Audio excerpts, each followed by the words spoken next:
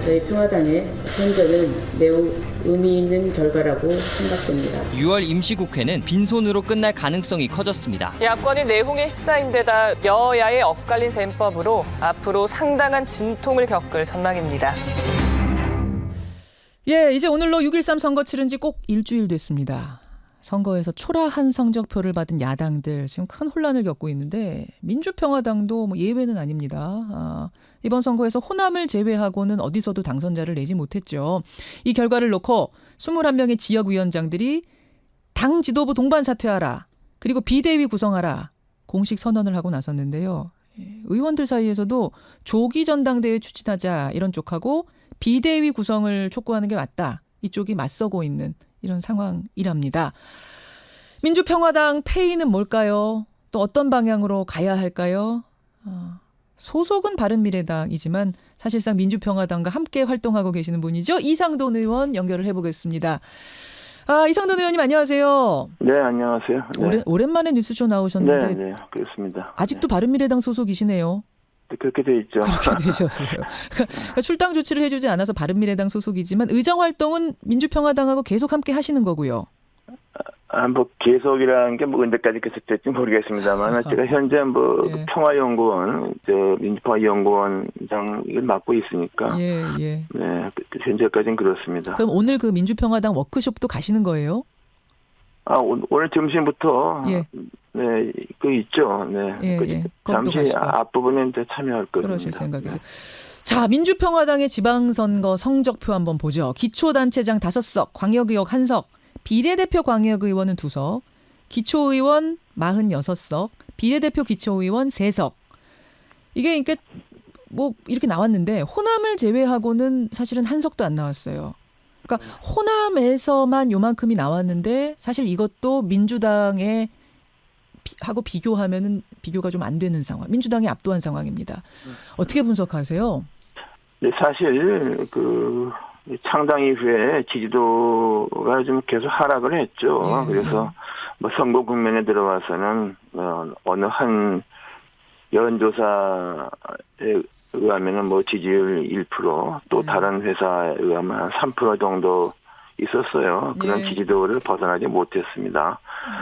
그래서 어느 정도 예상을 했던 거죠. 그러나 좀 단체장에서 뭐 최대 10석, 웬만하면 7, 8석 정도는 하지 않을까 좀 기대했는데 그렇게 안 됐고 특히 그 목포시장을 뺏긴 것은 가장 뼈아픈 부분이라고 생각합니다. 그러니까 큰 기대를 뭐 하기에는 워낙 신생 정당이긴 했습니다만 그래도 호남 출신 의원들이 워낙 많기 때문에 호남에서만큼은 더 되지 않겠는가 기대했는데 기대에 못 미친 이유가 뭐라고 보세요? 호남에서도 안 된 이유. 무엇보다도 특히 호남의 도시 지역에서 민주당 지지세가 굉장히 높았죠. 높았고 또 좀 이른바 그 여론조사가 너무 낮으니까 좋은 후보자를 유인하기 한계가 있었고 후보 잘 내는 또, 게. 네, 그리고 또 당 살림살이도 빡빡하고 뭐 선거 보조금 뭐 25억 받았지 않습니까요? 그때 좀 농담이 되겠습니다만은 그 세금 대비해서는 그런데 좀 선전하지 않았는가? 왜냐 그러면 100억 지원받은 바른미래당 완전히 너무 초라하지 않았습니까? 네. 그렇습니다. 네. 그쪽 바라보면 그래도 그냥 이 정도면은 그래도 위로는 되는 수준이다 이 말씀이세요. 네, 그리고 사실 호남 이외에 다른 지역의 당의 지지도를 높일 수 있는 그런 가능성이 시간적 여러 가지 여건이 안 됐다. 되지는 않겠습니다. 자, 그럼 이제부터는 어떻게 할 것인가 민주평화당. 비대위 꾸려야 된다. 아니다. 조기 전대 치르자. 뭐 여러 가지 얘기들이 나오는데 혹은 또 여당과 연정 꾸리는 게 답이다. 이런 얘기도 나오고. 어떻게 생각하세요? 네, 어느 의견이 다수다 이렇게 말씀드리긴 좀 어려울 것 같습니다. 그런 생각을 하는 의원 또는 원외위원장 그룹이 있는 건 사실이지만은 그것이 당의 어떤 지배적인 분위기다 이렇게 말하기는 좀 어려울 것 같습니다. 네, 그리고 여당과의 연정 이런 부분에 대해서 좀 기대를 거는 의원도 있고, 또 민주당 내에서도 좀 중진 다선 중에서는 안정적 국정을 위해서는 그래도 평화당과 연정 내지 협치를 해야 한다 이렇게 생각하는 의원도 있습니다. 이상돈 의원은 중진 어떻게 중에서. 생각하세요? 일단 추미애 대표한테 제가 여쭸을 때는 가능성 제로다, 0%다 단언하시던데요. 네, 그렇게 단언을 했고 지난번 선거 과정에 볼 것 같으면 저는 뭐 그런 생각이 별로 없다고 생각됩니다. 왜냐 그러면은 예. 목포 시장마저 민주당이 차지하기 위해서 당의 총력을 기울였지 않습니까? 그랬죠. 그걸로 볼 때 그런 연정 말할 것도 없고 협치 같은 것도 큰 생각이 없는 게 아닌가 말이죠. 네. 그런데 그렇다면은 예. 아무리 민주당이 승리를 해도 예. 2020년 5월 30일까지는 의석이 130석밖에 없지 않습니까? 총선 치르기 전까지는 그렇죠. 네, 그렇죠. 5월 30일이 20대 임기 끝이죠. 근데 그런 상황에서 가장 민주당이 그 문재인 대통령에 대한 높은 지지도만 믿고서 그냥 국회를 어떻게 운영할지 저도 그건 잘 모르겠습니다. 연정해야 된다고 보세요. 그러면 뭐 서로 좀 노력해서 뭐 연정이라는 것이 뭐 이제 장관 뭐 이렇게 뭐 임명하고 뭐 이런 것을 말하는 것 같은데 뭐 그거 제 생각은 뭐 그것은 좀 여러 가지 좀 어려운 면이 있을 것 같고 다만 그 긴밀하게 그 사안마다 협력할 수 있는 게 협력하고 막 그런 것이 좀 계속되지 않을까. 근데 그런 면에서도 추미애 대표의 발언은 좀 바람직하지 않다고 봅니다. 설사 그렇게 연정을 하지 않을 거라고 하더라도 현실성 떨어진다고 하더라도 0%다 제로다 절대 없다 이렇게까지 할 필요가 있었겠네요. 당 대표가 할 수 있는 사용할 만한 그 단어는 아니라고 생각합니다. 자, 연정 문제는 그렇고 지금 일단 민주평화당 지도부는 몸집 좀 불려야겠다는 생각하는 것 같아요. 바른미래당 6명 의원들, 그러니까 국민의당에서 바른미래당으로 간 그 의원들한테 돌아오라. 공개 러브콜 보냈습니다. 실명까지 거론하면서. 이건 가능성 있는 얘기입니까? 네, 일단은 평화당이 20석이 안 되기 때문에 그러는데요. 그렇다 하더라도 바른미래당에 가 있는 호남 출신 의원들이 그렇게 쉽게 평화당으로 넘어올 수 있겠습니까? 그 사람이라는 게 체면도 있는 것이고 정치에는 어떤 명분이 있어야 되지 않겠습니까? 그리고 또 그 이후에 그 이후에 자기의 어떤 진로, 특히 이제 다음 총선에서의 재선 가능성, 당선 가능성 같은 거를 고려해야만 되겠죠. 근데 저는 그것도 쉽지는 않다고 봅니다. 혹여나 바른미래당이 무슨 전면적인 와해 국면에 들어간다 모르겠지만은.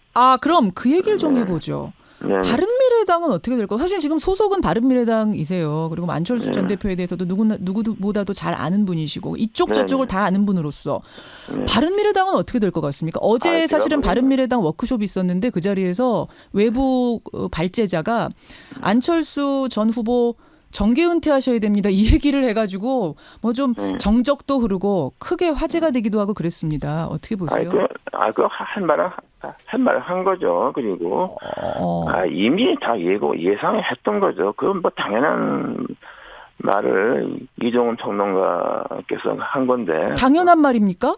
정계 은퇴가? 당연하죠. 그게 이미 선거 나가서 3등하고 연거푸 3등하고 했는데 어떤 정치적 역할이 있겠습니까? 그건 저는 이미 그런 수순에 들어가 있다고 생각하죠. 그런 수순에 들어갔다고 아니 그렇지만 3등 했다가도 또 한참 쉬었다가 나와서 재계에 성공하는 분들도 계시고. 누가 성공한지 모르겠네요.